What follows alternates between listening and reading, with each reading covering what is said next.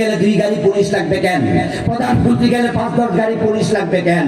হযরত ওমর তথ্য দুনিয়ার সম্রাট, গাছতলায় ঘুমায়, কোন বডিগার্ড? ফারুক আযম রাদিয়াল্লাহু তাআলা আনহু মদিনা থেকে জেরুজালেম চলে গেলেন।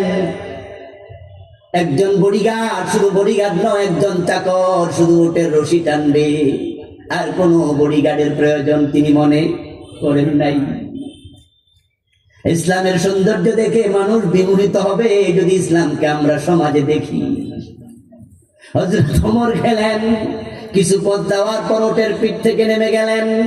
তারপরে তার চাকরকে বললেন, এবার তুমি ওটের পিঠে ওঠো, ওমর রশি টানবে। চাকর অবাক হয়ে গেলেন, আমিরুল মুমিনিন, আপনি ওটের পিঠে, আমি রশি টানি, এটাই তো মানায়, আমি আপনার চাকর, কিন্তু আমাকে ওটের পিঠে তুলে আপনি রশি টানবেন, এটা মানায় না। হযরত ওমর বলে, মিয়া চালাকি করো, চালাকি করে জিতে যেতে চাও?